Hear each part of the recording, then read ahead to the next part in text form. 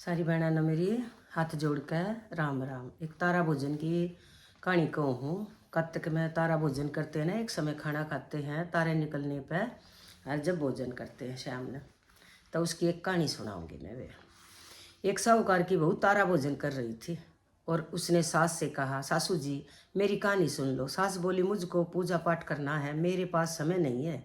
जिठानी के पास गई, भाभी जी मेरी कहानी सुन लो। जिठानी बोली, मुझे तो अपनी अभी खाना बनाना है। देवरानी से कहा, तुम मेरी तारा भोजन की कहानी सुन लो।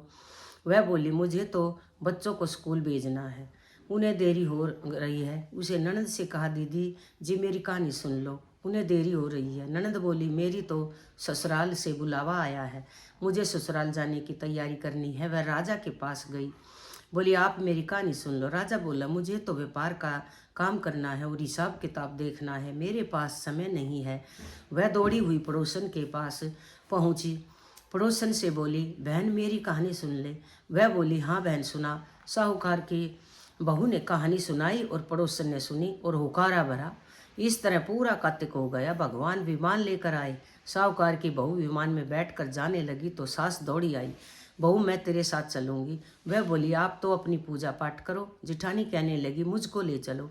वह बोली, ना जी आपको खाना वगैरह बनाना है। दुरानी आई, बोली मैं भी चलूंगी। वह बोली, तुमको तो बच्चों को तैयार करने स्कूल भेजना है और तुम कैसे चलोगी। ननद आई, बोली भाभी मुझको भी ले चलो। उसने कहा, नहीं दीदी आपको तो ससुराल जाने की तैयारी करनी है। दौड़े दौड़े राजा आए, मैं तो चलूं। वह बोली, नहीं जी आपको तो कारोबार संभालना है, तुम कैसे चलोगे। पड़ोस भी आई, बोली बहन मैं चलूंगी। वह बोली, हाँ बहन तू चल, तूने पूरे कार्तिक मेरी कहानी सुनी है।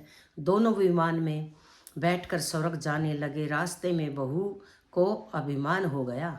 वह सोचने लगी, मैंने तो कहानी कही, व्रत किया, तब मुझे स्वर्ग का वास मिला, और पड़ोसन ने ना व्रत किया, केवल कहानी सुनी, मेरे कारण इसे भी स्वर्ग मिला। भगवान ने उसे विमान से नीचे फेंक दिया।